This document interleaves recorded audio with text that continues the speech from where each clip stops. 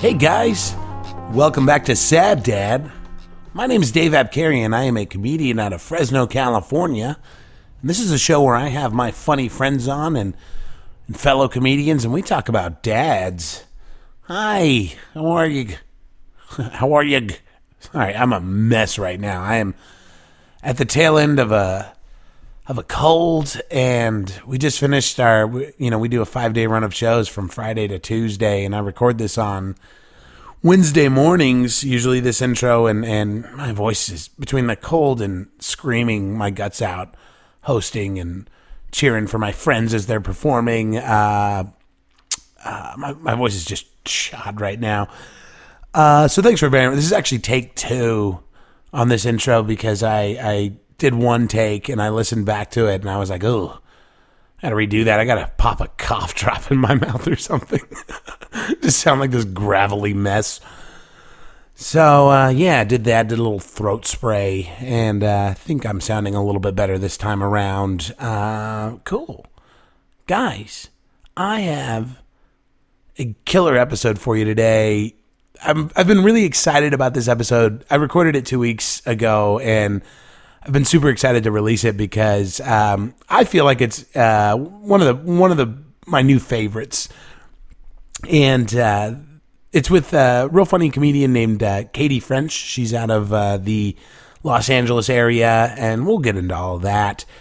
But she tells this story at the end of this episode that I had to pull. It's so funny. I had to recompose myself because I was laughing so hard. It's great. And everything before that too is phenomenal. I mean, we get into a lot of real interesting stuff about, being a woman and being in comedy and everything about her dad. Her dad's a real character. So, she did while she was up. She was headlining a couple of shows when we found the time to record this episode, and she did say something that really warmed my heart while she was up. She was hanging out for one of our open mics, and she noticed we did have a lot of, and we do have a lot of female comics in our scene right now, and it was really nice for me to hear because we've been trying really, really hard to make it a more inclusive scene for women to perform in, and I know the stuff we had been doing, to make it friendlier, but sometimes it's kind of hard to see the forest for the trees, when you're in the thick of it, and so to have somebody like Katy come in and pay that compliment to us in our scene, it just meant an awful lot to me personally. Yeah, and also too, it's been a while since I've had a woman on the show, and it's just worked out that way. I mean, I don't know. I think last one was Jen Murphy back in episode 8, and I know I have a lot of my audience is dads, and it's dads with daughters themselves. I'm a father with a daughter, and I know for us, it's we're really interested in that female perspective on fatherhood.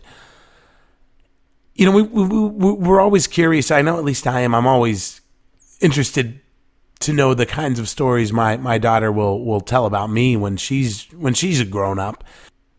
For me, it's always an interesting perspective on that, and an angle on the whole dad thing that I'm really interested to hear. And so that's another thing I'm real excited about with this episode. And Katy has a lot of perspective and a lot of really good perspective. So that's, I think, everything that you guys need to know going into this thing. So let's jump into it, huh? Let's do it. So guys, this is Katy French. I will catch you on the other side of this thing.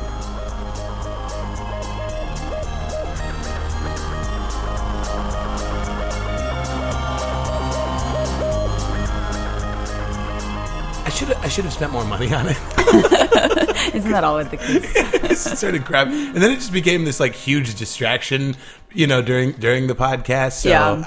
I also have an old soundboard too. So, and that's been lent out to so many bands to like record their demos that it's just busted. It's just so old. I need a new one. I started recording you already. Oh, we did. You're that mic is hot, sister. Where should I be? You're fine. I never know. Do you want me to run some scales like Mariah just to make sure? No, it's fine. I record them in separate channels so I can adjust the volumes later. Oh, good. Yeah, I'm always in and out, so I try to stay close to it. Is this your first trip up to Fresno, or have you? I think I've done like a spot in Chowchilla before. Is that close? Was that the hangar show? The airplane? No, it was somewhere else. I think it's like at a country club or something. Oh, okay. Something. Yeah, I think this is my first Fresno. Is it? Yeah. Oh, cool. How do you like it so far? It's really nice, actually. I like it. It's very pastoral and. Yeah, you were out saying hi to the cows yesterday. Yeah, I felt like a little house on the prairie, like getting in touch with my farmer roots. Yeah. Do you feel like you'd be a good farmer? I would. I come from like my whole family was farmers until like probably the 40s. Oh, really? Yeah, there's like a homestead in Michigan. No shit. Yeah, there's like the street is named like Barnum Road after my family. Whoa. And, yeah, so that's kind of cool. Yeah, I went back a few times, and I think maybe there's one farm in the family, but I think probably by the 70s or 80s they were all sold off. It's where on my mom's side, it's all the ancestors. What were they farming? Was it cows or? I actually don't. That's a great question. I don't know. Yeah, I don't know what they grow in Michigan. Yeah, I think it was just maybe like livestock and a family farm. Yeah, I don't get situation. I don't get how. I mean, because those cows across the street. I mean, they're out when it's 100 degrees out, and they seem fine. When it's like freezing out, they seem fine. I mean, they kind of cuddle up to each other. But that always blows my mind. I know, they're so resilient. Yeah. They're just doing it. That's crazy. So, but your family's from Michigan, but you grew up in California? Yeah. My mom's family's from Michigan, and then my dad's from Oklahoma. But I was raised here. So Okay. God, by the grace of God. Yeah. No, I'm kidding. I've been to Michigan. I haven't been to Oklahoma, but I've been to Michigan. It's very pretty. But I love you grew up in Orange County? Yeah, OC. Yeah, OC, baby. Yeah. I was down there a little while ago, and it's a good scene. I mean, it seems like for comedy, it's pretty great, especially like in the last, I'd say, like 10 years or so. We've really done it. Shout out to Evan Cassidy, the cast man, the king of OC, for really growing our scene. But yeah, no doubt. Yeah, Kevin Evan's a great dude. He's really sweet too. Like because I've performed with him a few times. He'll come up to Fresno, and he's just the sweetest dude and offers a ton of advice. And, yeah. Because at the time I was just barely above an open micer, and he was just so sweet and really like took the time to help me out with stuff. And he's great. Shout out, cast man. Yeah. And I also like to. Now, did you start in the famous Max Bloom's room? Or I did, about there. The first time I ever did stand up was actually at a Lucky Strike bowling alley at the Block in Orange. R.I.P. No longer existing. But yeah, that was the first spot, and then I came up with all those Max Bloom's boys.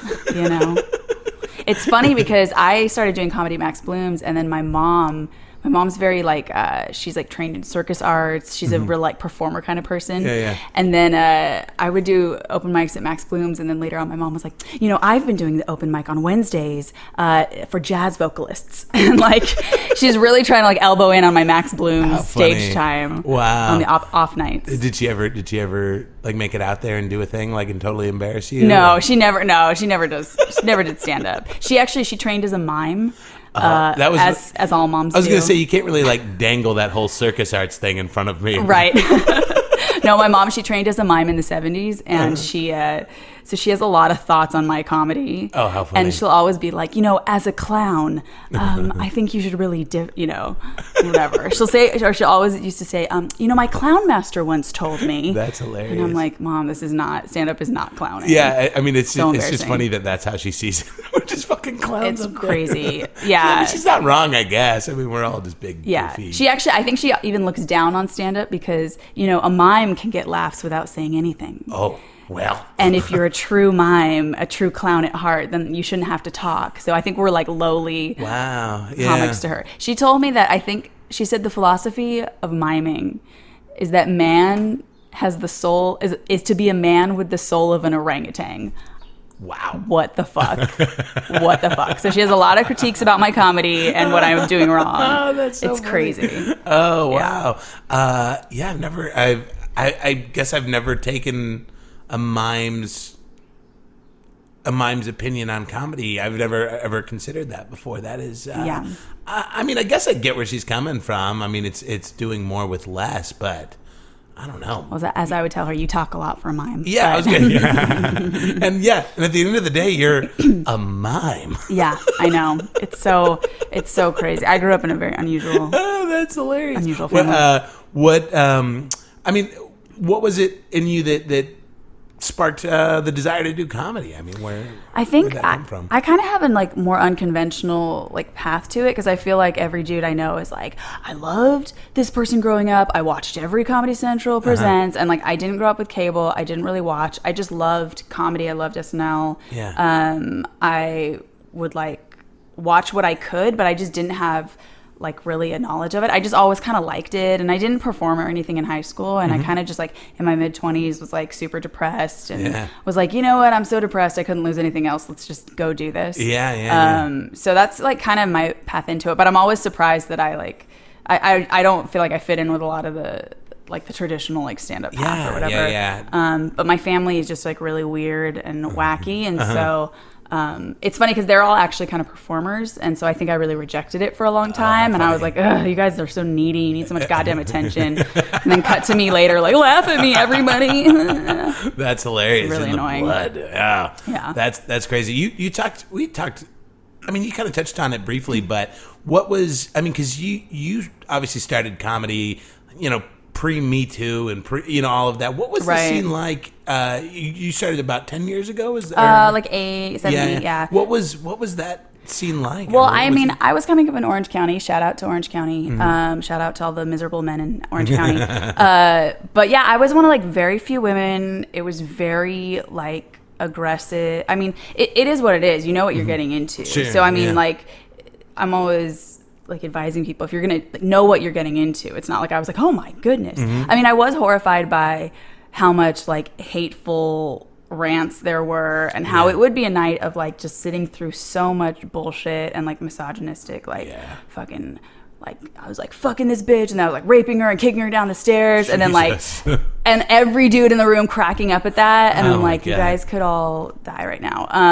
So actually, I think it did influence my comedy a lot, because I was like very, very angry by the time I got up every night, which didn't make me likable for the audience. But I was listening back to some really old sets recently, and I was like, oh, no wonder everyone was like, you're an ice queen bitch, and I'm like, what are you talking about? I'm really nice until I get on stage, and then I'm like, fuck you, fuck this, I hate everyone. But I mean, it's permeating your soul at that point after sitting through 35. Oh yeah, it would make me bonkers. Yeah, men hating on women, before you get up there. And then you have creepers, and you get like messages or like. I remember some like booker, and I'm sorry I have to say, of course he had a ponytail. And he was like, after I did his show, he was like, I looked at every photo of yours on Facebook, and none of them quite capture your beauty.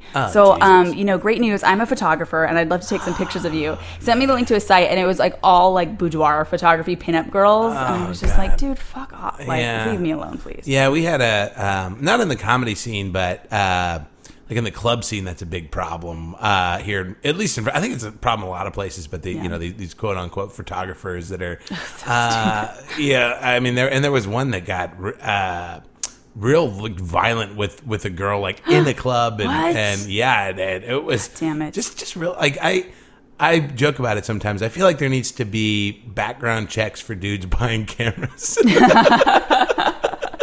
That is so true. That is hilarious. Yeah. So, and so you're starting off in the OC scene. Yeah. You're getting your mic time. What? How does it kind of progress from there? I mean, do you move to LA proper after that? Yeah, I was there. I did comedy in Orange County for maybe 3 or 4 years, and then I was like, I went through a breakup, and I was like just ready to like change my life anyways. But I was like, yeah, I need to like move to LA and do that. So yeah, I moved there. I think it's been 4 years now. Oh, okay. Yeah, cool. and I freaking love it. Yeah. And it was like such a huge change for me because going from being like in Orange County, like I think there was at the time when I started, there was a Facebook group and it was like maybe 300 dudes. And I mean, there were like literally less than 10 chicks. And I mean, maybe 5 or 6 I saw regularly. Right. It was like Kate Gary, Olivia Grace, like Rachel Friedland, Allie Mack, like just a handful of us.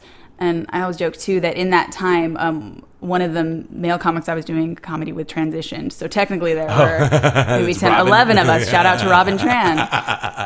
Who, and we talk about like when she was performing as male, was the most angry, hateful men's rights activist motherfucker. She apologized to me recently, which is very funny. That's she was like, nice. I'm sorry that maybe I and a lot of other guys made it uncomfortable for you. I was like, well, now that you're a woman, you can fucking relate. Yeah, you can feel feelings. You dumb bitch. Just kidding. Love you, Robin. That's hilarious. Yeah, you're a real darling down there. Like, I mean, when I was putting up the promo with you headlining tonight, I mean, a ton of LA comedians were real excited to see that you were, That's really nice. Yeah, and so that was real. I was like, oh, this is great. You know, and I mean, it says a lot about you too. Because sometimes comics were not always great at, boosting each other up and everything. So I tear everyone down. So, just mercilessly. Don't believe that. That's something that Danny and I are dealing with in our scene right now. Is it was really cool though to see so many people get so excited about you headlining up here. I was like, wow, very sweet. That's great. And I mean, have you seen some like changes in the scene?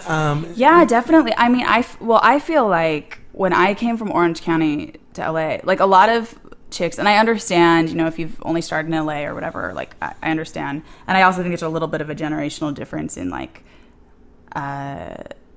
really, really young female comedians starting now have different expectations and a different experience. But like when I came to LA and I heard chicks complaining about like an alt open mic being like an unsafe space or something, I was like, are you fucking kidding me? I was like, go to a fucking Huntington Beach dive bar like the day before St. Patrick's Day and see what an unsafe fucking space that is. Right. So I felt like when I came to LA, like I saw so many more women. I felt like the mics were so much more open and nice and kind, and like dudes were like, it was like a fucking paradise compared to Orange County. I'm really glad that I came up in Orange County because I came up with like, motherfucking bros.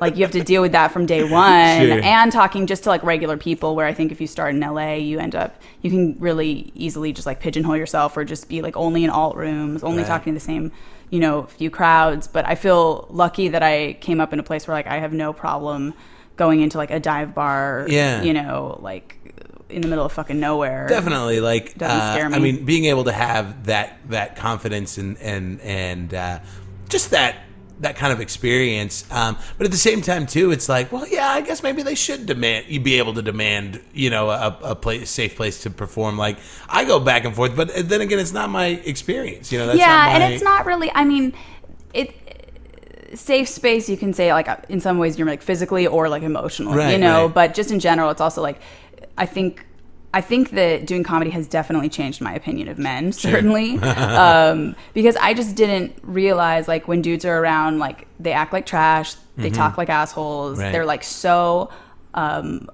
inconsiderate and unself-aware. And even like I was shocked when people would go on stage and just say stuff that I was like, do you talk like that at your grandma's house? Like really? Or like just in public? But they do, and they also like to one-up each other. So like I just have such a delightfully low opinion of men. Yeah. And men have an awful habit of doubling down, I mean, I see that a lot with comedians when they say something dumb, not necessarily on stage, but like on like social media. Yeah. And it's like, why is this the hill you're choosing to die on? I know, all right the time. But it's so frustrating. Yeah, but I think I think when chicks come into comedy, I think the crazy thing is just that like, it's not, I mean, comedians are crazy, but suddenly you're just entering a male world where males are uninhibited. Right. And the real truth is that that's just all dudes. It's not comics alone. Comics are like the extreme version, but so I think I was like really horrified by like the behavior and the things I saw. And also I'm just like, I'm a genuinely like, or generally very responsible person. And But then they very quickly turned me, because then by the end of the night, I was like, fuck you, you motherfucking asshole. Like, just giving it back to him. Yeah. I really, like, I felt like I entered, like, kind of nice and like, oh, this is cool comedy. And then it just made me, I feel like they turned me into the ice queen that I am. And then I didn't even know that I had that reputation. And now I'm like, all right, I'll try to melt a little. But this is because of you guys, like, you have to just go in, like, you know. And also because if you give anybody like an inch, especially just in terms of like creepers or dudes, like I remember the first time a comic asked me to write with him, I was like, oh cool, we're peers, not knowing that was total fucking code for let's just go somewhere so I can creep on you. And so after that, it was like I've definitely cultivated a more like icy, aggressive vibe. Yeah. Because if you give them an inch, they'll take a fucking mile. Right. And so I'd rather like people think I'm a bitch than a bunch of dudes trying to slide into my DMs. Yeah, and there's so much. I mean, and it's really it's happened to me before as a booker, where I'll book somebody like a woman and they'll be like, oh bro, you just booked her because you want to fuck her. And I'm like, no. Like, I think she's funny, and I think we need to have more female headliners. Like, because every time, like before we were kind of early on, I realized when I was promoting shows, like I would put up, like you met Dana last night. Yeah. And it was one of those things where I was just booking people that I thought were funny, and I wasn't thinking too much about the diversity of the lineup. But it started to like slowly dawn on me, like every time I'd put like Dana up, every time after the show, there's some woman would come up to me and be like, she was my favorite, regardless of how well she did that night. And it was because like, oh, like she's seeing something, you know, she's connecting with her in a way that I thought she was funny. But there's a connection there. And I was like looking, I was like, man, I've been booking a lot of straight white dudes. Dude, I mean, and honestly, like, it's hard. I understand, because also you're in an area where it's not like there's a ton of diverse comics. Right. And that was for me a nice thing about going to LA too, because in Orange County, I was so used to being the only chick on a lineup of, I mean 9 white dudes. Like, and I don't know if things have just kind of changed in the last few years, or it's just because I've moved to LA and everyone's way more like aware of that. Right. But yeah, it was so common for me to be the only chick and all white dudes. And like now it's so nice that things are changing. In fact, when I first moved to LA, I started a show with my best friend Jonathan Rao, and we called it Straight White Males. And we only had one straight white male as the token guy. And that's like actually become hip. We did that like 4 or 5 years ago. Which that kind of like things become hip. But we really cared a lot about like diversity of not just like gender and race, but also comedic styles. Like we really thought really hard about our lineups and how to put them in, because you just it just makes it such a funner, stronger show. Yeah, absolutely. I mean, because like I'm a straight white dude, and I sometimes just get exhausted. I'm like, I want to. Thank God. Like I want to see the world through somebody else's eyes, because you know that perspective. Can a different perspective just adds so much to a show, you know, and so yeah, I mean, it's not like I keep a mindful eye of it, you know, and like, and I'll see like spikes, like I'll see a slightly different audience when I have a black headliner than when I have a white headliner, you know, and so like for me as a promoter. Even, you know, if I just look at it strictly from a business standpoint, like having a diverse roster of headliners does a lot for me just as a business person, but too as an audience member. I love it too, you know. So it's I mean, a lot of, there's so many guys around here that are kind of ass backwards in that whole the whole straight white comedian not getting any work anymore, and I'm like, it's so I don't know, we had a pretty good run, and it's not like you're not getting booked. It's also just like be funny or write cleverer stuff. Like I can't. That's the other thing too, is like being in stand up for so long. It's like I can't hear another fucking edibles joke. Like there's nothing I haven't heard, and I'm always astounded. I also think it's like, well, people they see comedies. The comedy they see is what the comedy they try to emulate. But I'm just like, how many fucking dudes are going to go up and say the same joke about Tinder jokes and Uber jokes and like smoking weed, doing an edible, and then jacking off? Like, I'm like, I've seen every fucking version of that. Please, like, do something Give else. Me something different. 10% more, you know? Yeah, absolutely. And I think that's good. I'm seeing. I think it's good for. I mean, a lot of my straight white buddies are writing some of the the best material I've ever seen them write lately. Good. You know? Everybody, yeah. And I think it's just one of those like rising tides raises all boats. You know, I mean, just pulling people up and especially on our mics lately, I've just been blown away by some of what these young guys are doing these days. So, and it wasn't like that a year ago, you know. I mean, a year ago it was all jerking off and everything else, you know. And these same guys, there's a place for it, of course. Yeah, but, sure. I mean, like, everybody loves a good dick joke. Yeah. I mean, don't get me wrong. Mix it up a little, you know. But it's just neat to see the way the way people are progressing these days and just taking things and pushing themselves and I don't think that's exclusive to our scene. I think that's happening a lot of other places too. And definitely, I think that's great. So this is a show where we talk about dads. Oh boy, you have a dad. Just kidding. Katy French, you have a dad. I hear. Oh, I do. I always like to kind of start from I like to go as far back from the beginning as I can. And usually my first question, I'll ask this of you right now. Where'd your dad grow up? Oklahoma City. Yeah. In the 60s. Oh, wow. Poor white guy in a black neighborhood. Okay. So a lot of chill thoughts about race. Okay. I come from a line of, in some ways, dignified white trash. Okay. You know? All right. Yeah. And so, what was his family doing out there? I mean, did they have? I know you mentioned your mom's side had a farm, but were they just like blue collar folks? Actually, my grandfather was a lawyer. Oh, interesting. And I think my grandma was a stay-at-home mom, but my dad had a real rowdy fuck of a childhood, and I never quite understand like what's his personality or what's just being an Okie. Sure. I really sometimes I'm like, is this just like I've never been to Oklahoma yet. I haven't been there yet, but he has they're just like in some ways like this kind of like Southern Gothic trash white trash family, but smart people, but white trash. Was it like a big family? Did he have a lot of siblings? He had a few. Yeah, he had a few brothers, and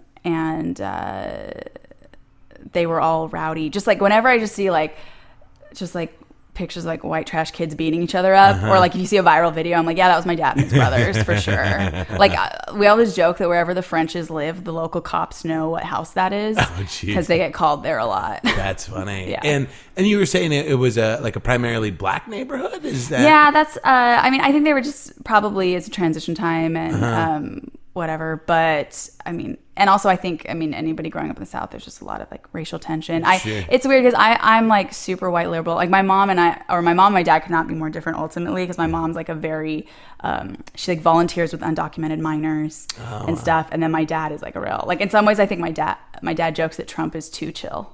Oh geez. So that's the level of. But he also like he's I call him a true demon because he's the funniest, most wickedly funny person. Oh, really? But everything he says is horrible. Sure. You know? Yeah, he's kind of got this like unbridled like sense of humor where he'll just a demon. Like honestly I don't think I'm nearly as funny as him, but he's the reason I'm funny. But he's just like wickedly, viciously funny and. Sometimes.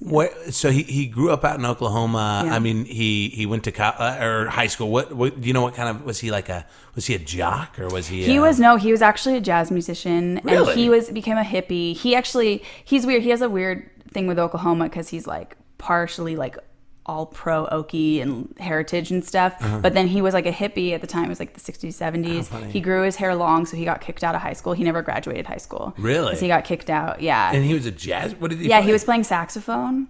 And he was a real, apparently, like everybody says, he was like a little, was it savant? I don't know, or genius. He says he was like sneaking away to go like play with jazz musicians in brothels when he was a teenager. So he was really, really interesting. And then he came out to California and he was touring with some like avant-garde jazz people. And he was supposedly like really, really, really talented. And then he met my mom at the Renaissance Fair, like again, all parents meet. Because they were both working there at the time. They were like super hippie alternative. I mean, with a last name like French, of course he fell for the mime. Yeah, I know.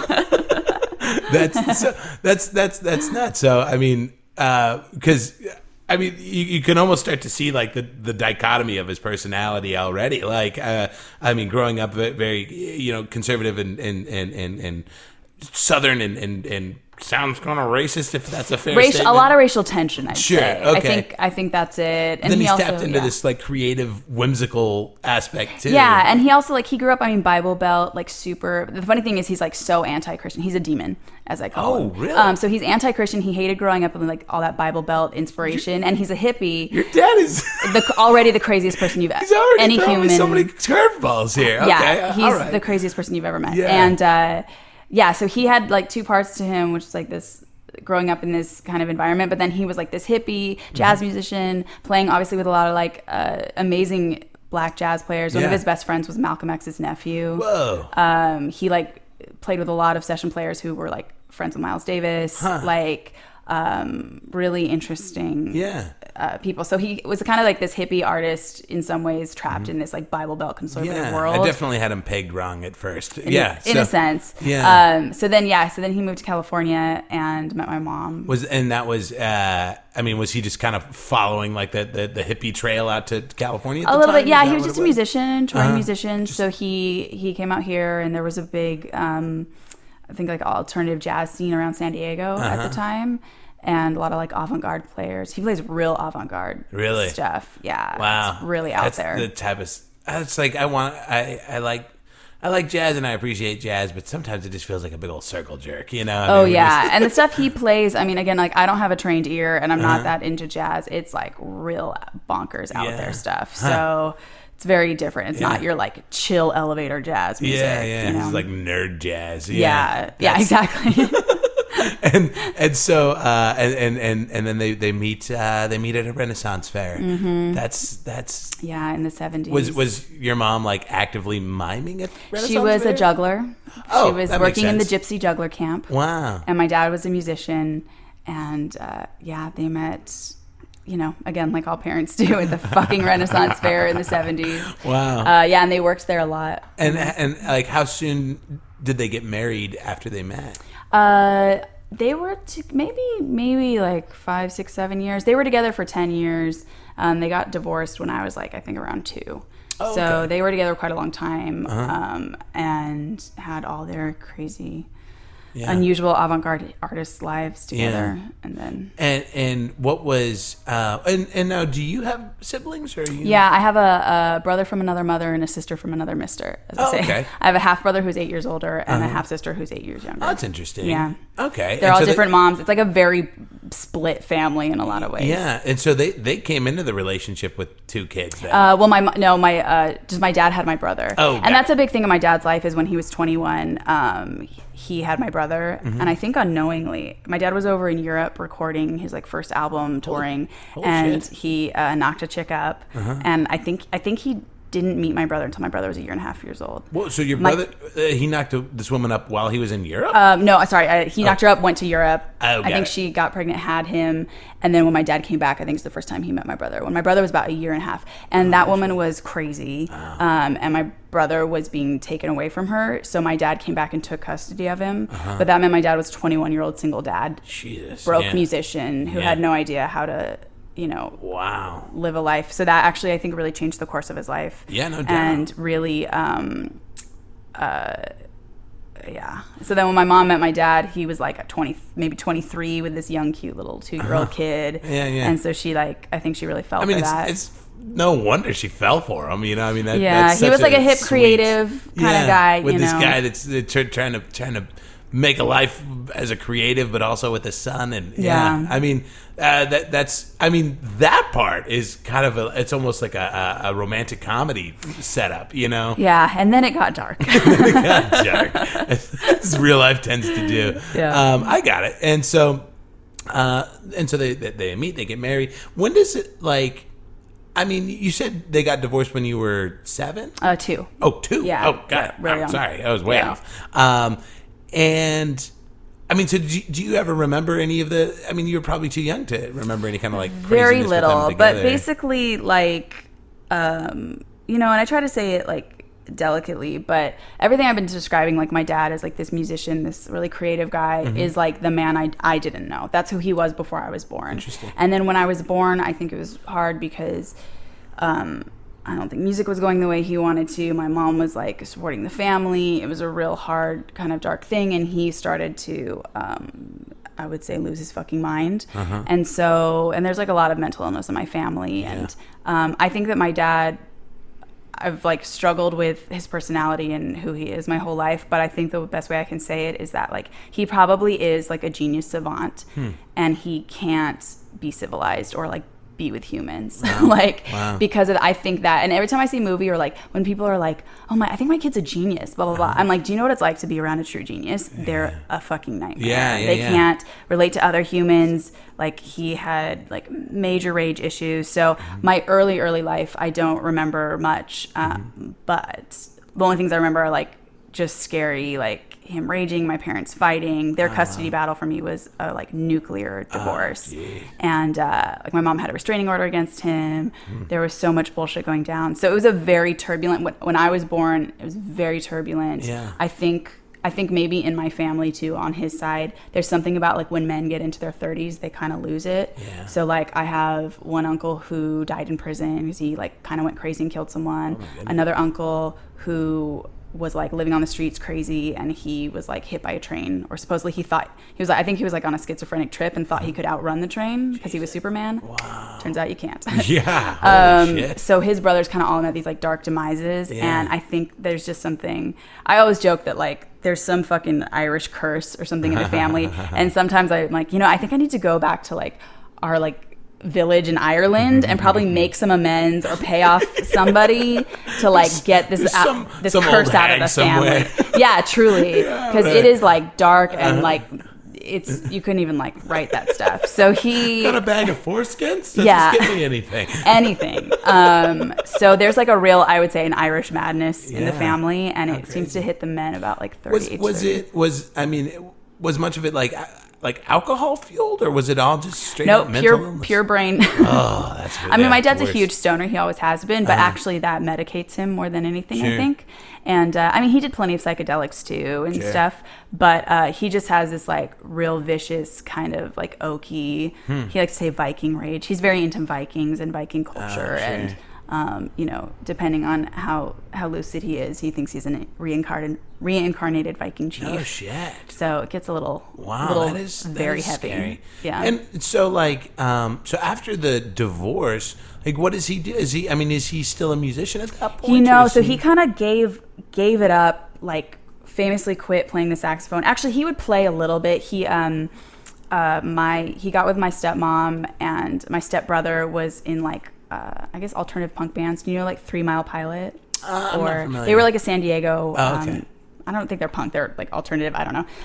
But so my dad would actually play on some of their. They were touring a band. My stepbrother, and so my dad would play on some of his stuff here and there. But he really kind of by like his mid 30s had like given it up, and I think that was probably a mix of his frustration at what other peers that he was doing had done, and just his mental stability was not strong enough. But I think that it's really affected him, and being someone who did have a tremendous amount of talent who wasn't able to follow through, that he always feels like the world doesn't recognize his genius. And when you say that directly to a person, that you don't recognize my genius, it doesn't really make you a likable person. Exactly. But he might not be wrong. I mean, we all think it. But he's very vocal about it and angry.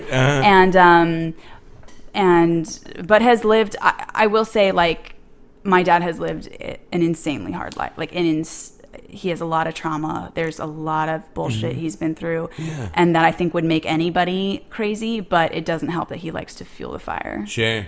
I have compassion, but compassion from a distance, because it's real fucking hard. I mean, those types of people really suck you in too. I mean, if you get too close, it's like a black hole. Completely. And suddenly you're stuck in the insanity too. You know? And was there ever any point where he stopped doing the music? Did he get like a job or like a job? He likes to say he's an instrument inventor, which is a very lucrative thing. Yeah, he does. He would like growing up, he would make his own instruments, like woodwind instruments, which there's a huge market for. He was always making flutes, instruments, and stuff. Interesting. And selling those here and there, but yeah, he would never ever clock into a job. Oh yeah. I mean, maybe if Etsy were around in the 60s, maybe. Maybe, yeah. But he would make either instruments for people, and also like I guess he attracted, or he knew a lot of like, again, weird like avant-garde people who were like creating new musical scales and really surely creative fellow like crazy genius people. So I knew some of those people, or there was like a really talented jazz guy named Pharoah Sanders who he made like mouthpieces for. And it's funny because my boyfriend really likes like going to record shops, and I don't know anything about it. But I went in and there was like a Pharoah Sanders record that was like $200 or some crazy collectible, and I was like, oh, I know that guy, because he would like call the house to talk to my dad. I wonder if every jazz musician has their instrument. Do you think it was your dad's mouthpiece, like on the cover of the album? Yeah, who knows? I think he would like make reeds or mouthpieces, something like that. Yeah. Just tell that story. Who's gonna check in on that? Exactly. To that mouthpiece, my dad made that. Yeah. I don't know. Maybe it doesn't matter. But he would just stay shut in a lot, and he's really like. He's a very interesting person, but he can be very rageful and violent, and he likes that. He likes people to be scared of him. So he always jokes. I mean, he would say himself, he's like, I was just never civilized. And it's true. I can't take him to restaurants. He freaks out. Sure. He really likes to like stay indoors and listen to music. And he actually, in his 20s, like he briefly lived, there's two stories. There's I lived in nature, and then there's also I was just homeless for 2 years. So I think it was both. But he lived like out in the woods, like what I think now is like the Wild Animal Park in San Diego or Escondido, wherever that is. Okay. That at the time was just like empty property, and so him and my brother's mom, the crazy lady, they were like living in the wilderness alone. Wow. And he talks about, and with my dad, a lot of it's like you'd never know what's a tall tale and what's real, but he talks about like the night that like he slept with a mountain lion and like listening to the birds. But what's really interesting is that he spent, and I think that was probably some of the most peaceful times of his life, because he was away from humans and civilization and just in nature. And he would play his music all the time out in nature. And it's interesting because he only recorded one album, and it's again this avant-garde jazz stuff, but it sounds like a cacophony of birds. Like, so actually listening to nature like really influenced his music, because all his like wind instruments. It's fascinating. It sounds, to me it's hard for me to listen to because I don't have a trained ear. Sure. But you can definitely hear, like if you're just sitting in nature hearing stuff, that's like what he channeled. So he is, like I said, he is this kind of like artist savant. But I try to say that as like the good side of him, but there's a lot of dark. And now has your stepmom just kind of soldiered through all of this? Yeah. Really? Yeah. What's she like? I'm curious to like. She's really nice. I mean, I always say she's a really great mom to him. You have to be if you're gonna like live in that. And they've found they've been together for like 25 years. Whoa. They never like properly married, but they've been together forever. And to each their own. People, that's like really when I have friends that are like complaining about being single, and I'm like, anyone can find anyone. If what you want is a human to be next to you, you can find one, because like there's crazy people all over the world that think that. I mean, we've touched on it a little bit, but like, what was your relationship like with him growing up? He so my parents, when I was like 7, had like a crazy custody battle, and there was like just a lot of like threatening from my dad and all this stuff. And he won visitation, so he could see me every odd numbered Saturday, like weekend. So it's pretty much worked out to like every other weekend growing up. So I would go, he lived in San Diego, my parents lived in Orange County, so I would take the train down alone. I started doing that when I was 7, which is funny. Wow. Like, when people, I like was alone on the train, and I had just like a permission slip. And it's funny because there was actually another crew of kids. There were like a bunch of us, I guess, that had all had the same custody thing. And our parents could not see each other. Like, I don't know whether it was court ordered, they just refused to see or speak to each other. So my mom would just put me on the train, go to him, he'd put me back. Like, I was just like shuttled back and forth. And there was like another crew of kids. Wow. And we were just like these like hardened kids that, I mean, in my mind, we were just like smoking a cigarette and just being like, what's your schedule this week? Gonna go see dad. Like, we were just little ragtag kids. And honestly, I'm really shocked because I was a 7-year-old girl, and I did that till I was like 18 going on the train. And I was traveling alone, and usually it was like if it was a female conductor, she would keep an eye on me, but if it was a man, he just was like whatever. Sure. So I can't believe nothing happened to me. Yeah. And I sat next to like so many adults. I have actually so many stories of just riding on the train and just like, it's a weird, when you're traveling anywhere on a train or an airplane, people just are in a weird mood, or I don't know. So like, I remember being like 9 and this woman like crying to me because she had just like married a new guy and his kids didn't like her. And I remember being 9 and being like, listen, Donna, just give it time. It's gonna be okay. And like, I remember like giving advice or to all these adults that were like having major life traumas on the train back and forth. It was so crazy. That's so funny. And then I was like friends with like, you know, the like cafeteria lady or whatever. So maybe she'd like slip me some M&Ms. And like, did you gain like seniority among that group of children? Oh yeah. But you know what's like, if one of us missed a weekend, we would not see each other for 6 months because we were suddenly on off weekends. Oh yeah. But yeah, definitely. And I was just, and also like a lot of adults were just confused because I was very little. And I mean, because that's my daughter's age, and that seems so scary to put her on a train. I'm like, okay, see you later. Yeah, I mean, it was the 90s, so no one cared. There were no cell phones either, so they were just like, here's a permission slip. And I remember one time, like, a conductor was like, you're not allowed to be here. And I was like, sir, legally, I have a permission slip. I have to do this a lot. And he was like trying to like, he wanted to like get me off at the next stop because he's like, I can't like take responsibility for you. He was like freaking out. But yeah, that was a really like weird thing that I forget. Like my parents just like put me on the train. And and then you'd get down because he was in San Diego. Yeah. And so I'd go spend weekend, like every other weekend with him. Or I think there's actually more odd numbered Saturdays in a year than maybe not. So if you're a weekend dad, there's some, I don't know, it works out weird. Sure.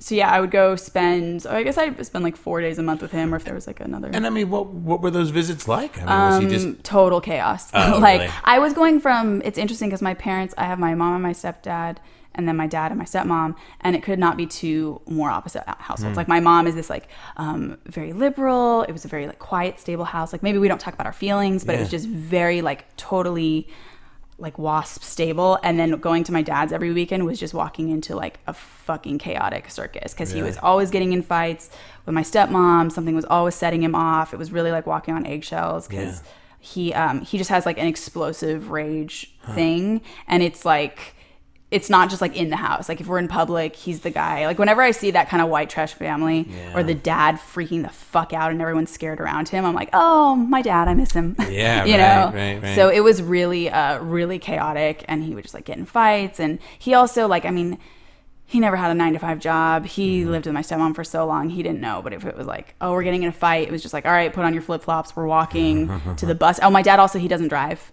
He's never driven. Well, he likes to say, I have a license, but it's in a vault in Sacramento because he got a DUI. Oh, okay. So he got a DUI, I think, in the 80s and never drove ever since. So it was kind of weird. Yeah, like my dad, like I'm like, I just forget things that aren't normal. Like, yeah, my dad didn't really have a job ever, and he doesn't drive. And so it was just like, if they got in a fight, I was like, okay, now we're gonna go walk around aimlessly somewhere or like take a bus to downtown and just like maybe go sleep on one of his friend's garages, floors or something. So he just really like, I just don't think he ever was capable of like caring for a child, you know? And that was sort of leads into what my next question, which was, I mean, there was this vicious custody battle for you. Do you feel like it was because, do you feel like that was more of a dig at your mom, or was that, did he genuinely like want you in his life? I'm sure that he wanted me in his life. Also, I was just like a really cute little kid, so like who wouldn't? But he also just like feels very possessive over things. So I think sometimes it's really like, that's my daughter, and not like that's the child that I want to care for. It's this is mine. And him and my mom had such a horrible custody battle that it was like anything. And I mean, I'm talking shit like. And my dad has always been surrounded by nefarious characters because people who don't work but somehow make money. It was like a lot of dudes who were just like, I just got out of jail, you know, like a lot of, again, I can't believe nothing ever happened to me growing up because I grew up around the most shady characters and like a lot of like mafia Like, I don't know. It's all of his friends had some like nefarious connection to something. Sure. But he like during my custody battle, like he was like saying like he was going to send his Hell's Angels friends to like abduct me, so my mom couldn't have me. Like it was real bad, and they had to like tell my school like don't let anybody sign her out, and so it was like the darkest it could be for a custody battle. So I think that he just wanted, and also at that time like he had just started dating my stepmom, and I think that my stepmom came in thinking here's a guy who's like a nice guy who just wants to see his kid, you know? Yeah, so she really helped him like get a lawyer, and she really like helped him fight for me. And she probably, I mean, it sounds like she may have had the best of intentions at first. Yeah, I think she total good intentions, and like should not have gone like that. And the crazy thing is like he was threatening my mom and stepdad so much, and I remember because it was like on speakerphone, you know, like it was 90s, so it was like everything was on speakerphone and they were recording his conversations. But then like the judge wouldn't let that be like admitted for evidence of his like instability. It was just a lot of weird things that happened, which is why he ended up getting some custody and visitation. But yeah, he was just like crazy. And he also like, again, that like Viking reincarnated chief thing, he was a pagan, and he had this like crew of dudes around him. I don't know if they were Renaissance fair people or whatever. So he had these like, he basically was like a Viking chief, and he had all these like dudes that would come over for like pagan dinners and stuff. And he was like the leader, the chief. Yeah. Holy shit. He brewed mead. He like was like a lot of my, like when I think of like, okay, what are nice memories I have of my dad? It's like, carving Viking idols for a ceremony that was going to happen. A lot of carving topless goddesses, because it's really the idols that he was most interested in, I'd say. Like him picking up, like one time he made me pick up like roadkill for like an offering to a god, or like he's really into Odin. Like I remember getting a paper cut once, and then him being like, go feed Odin, go put the blood on the idol, and I'm like, yeah, cool, this is real normal. Wow. And he so there was a lot of like Viking feasts at his house that were like really rowdy. And it's so funny too, you say like hearing that and also knowing your bit about being a witch. Oh yeah, I do. It is honestly, that is like the only homage to my dad. But I do that. A little extra weight behind that. Yeah. For me at least. I joke about it a lot. And I actually, growing up, like I actually think most all religion is ridiculous, because I mean, like my dad was straight up like one time we were taking like peacocks from the LA Arboretum. He knew someone who worked there. Okay. And so my dad was like, yeah, we're going to have a Viking feast, so we need a peacock. So I've like eaten peacock because it was like stolen from the LA Arboretum. Oh my God, he cooked it? Oh yeah. Holy shit. He cooked roadkill before. I mean, he's an Okie too, like poor white trash Okie. Right. Oh my God. And this is also like all in the suburbs. But the best... the best like example of his like Vikingness was he for a long time was building a Viking ship in our front yard for like years. His poor neighbors. Oh, the neighbors. The restraining orders filed against my dad by the neighbors. That is too funny. He was building this Viking ship, which ultimately was basically like a large Viking rowboat, I would say, because he had never really built a ship before, and it was surely from all scrapped parts. Like that's why for years and years, like I just remember him being like, "Go put this bucket under the Viking ship." I'm like, "Okay, yeah." It's just like in our front yard.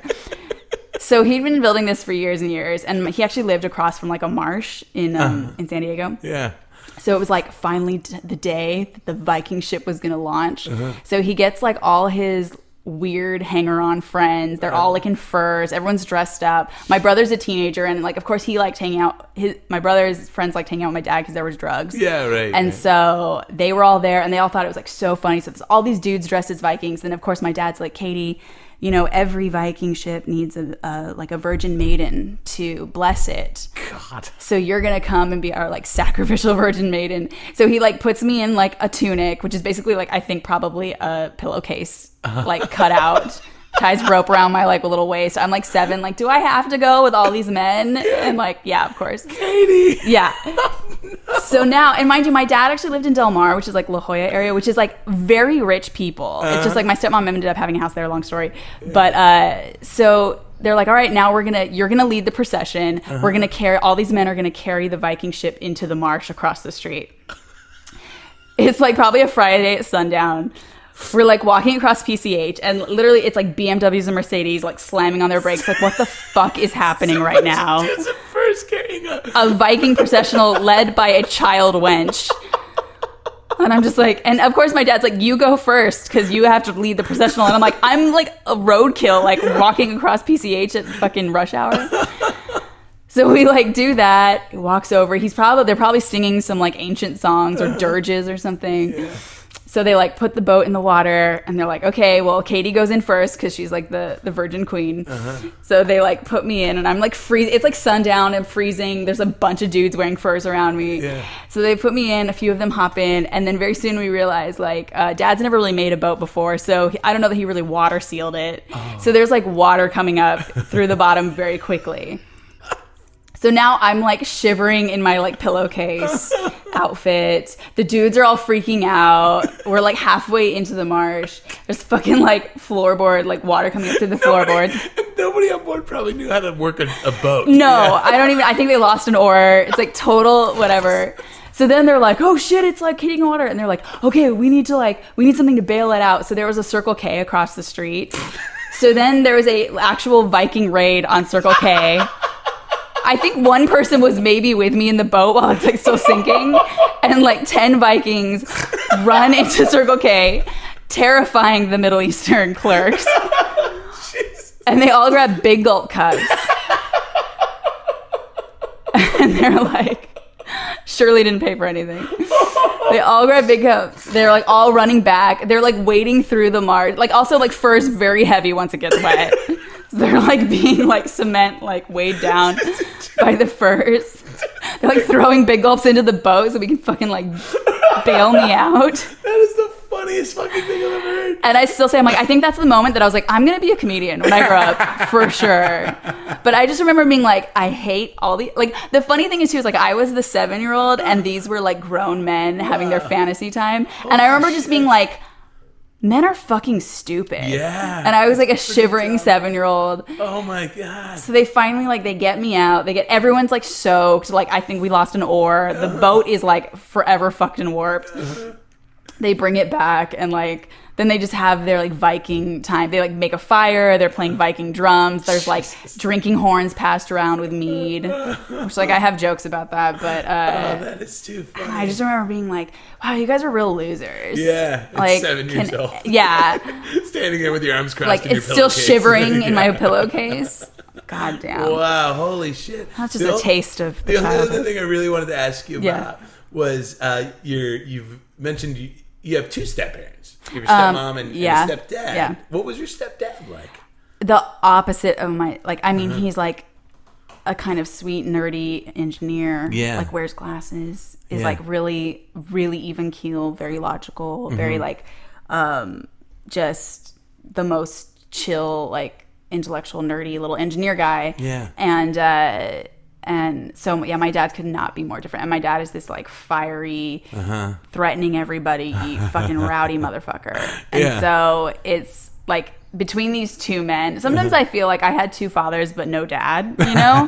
Because they were, like, very different. They served different purposes in my life. But I just... they could not be more different, my 2 households. And then it was weird because like my mom, I mean, everyone was pretty traumatized after the like custody battle. So we just never talked about anything. And I remember my mom coming back from court that day and being like, you're going to go see your dad and I'm never going to ask you about it. Yeah. And so it wasn't until I was like in my 20s that like we ever talked about it. And I was going from like that would have been a typical weekend at my dad's, the Viking ship.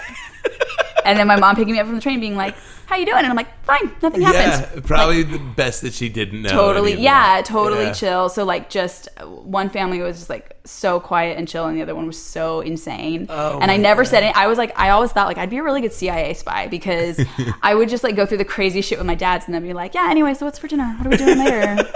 No, nothing happened. No, I don't have blood on my volleyball uniform because my dad made me pick up roadkill, like, and put it in my bag. Like, oh man, that was amazing. Crazy. Katie, could you tell the people where to find you on like social media? Yeah, you can find me on Instagram at Katy French, on Twitter at Katy French, or my website katyfrench.com. Oh, cool! Thank you so much for being. That was so much fun. Thank you. I don't think I've ever laughed that hard on this podcast. Awesome. Thanks again, Katie. Take care.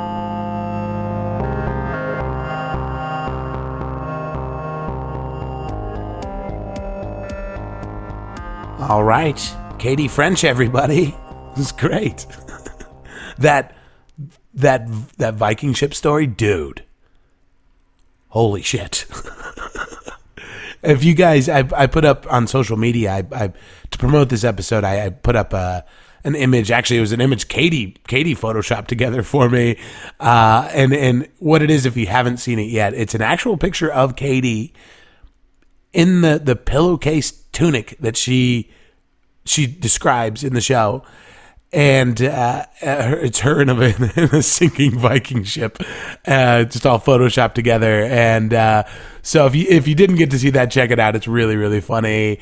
I'll try to do more stuff like that to promote the shows. I have relatively remedial Photoshop skills myself, so but I think that's kind of a fun way to promote the show. So I'll try to do more of that.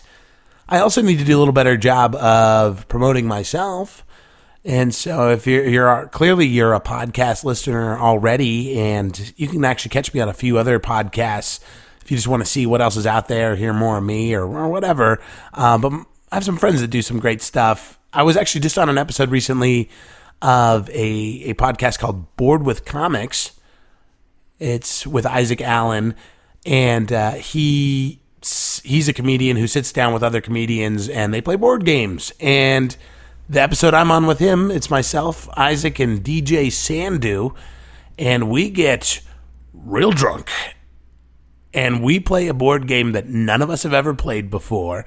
And it's three drunk dudes trying to figure out the rules to a kind of complicated board game. We eventually mostly figure it out. And we do some real wacky stuff per the board game rules. So check that out, Bored with Comics. That's on iTunes and Stitcher, and I think the only place it's not on is Spotify. So anywhere you get your podcasts, except for that. There's also another podcast run by some buddies of mine. I've been on it a couple of times. I'm actually going to be on one of their episodes coming up, called Finley's on Film. It's with Tom Smith and Joseph Voth, and they're just a couple of real smart, real film nerds. They what they do is they will pick an actress, or sometimes it's just a movie, or sometimes it's a genre, and they'll talk about it in their really funny, real insightful ways. And they have me on every once in a while because because they know I'm not a film nerd, and so I just kind of come in and I don't know. I like to research whenever I'm on their show. I just do a bunch of research and write jokes about the show. So it's fun. And for me, I kind of watch movies like a cat chases a laser pointer. You know, I'm just a big dummy. I don't understand the sorcery that goes into any of that. I'm just enjoying it for what it is and chasing it around. So I think that's why they like having me on there. And then there's another podcast. I don't think my episode of it has released just yet. It should be out in the next week or so. But it's a great podcast with Kevin Anderson and Matt Brousseau. It's called Bleak in Review. And just two super funny dudes kind of talking about relevant stuff. They have comedians on and they just talk about stuff that's going on in the world, and I'm on an episode of that, so check that out. And actually, Kevin Anderson, one of the hosts of that show, he's going to be my guest next week, and that's an interesting episode with him because he lost his dad recently, and he and his dad were close. And for me, that's one of my biggest fears is losing my dad, and ultimately something that I'm going to have to deal with. He has already had to deal with it, and so it's an episode I end up getting a lot out of, and it's also real funny because Kevin's a real funny dude. So check it out next week. Guys, that has been our show for this week. If you could shoot me a rating or a review on iTunes, I'd love you forever. If you need to get a hold of me for any reason at all, saddadpodcast@gmail.com if you've got some feedback or just some funny, if you want to just say something funny or nice. I like funny and nice things, so do that. Adios.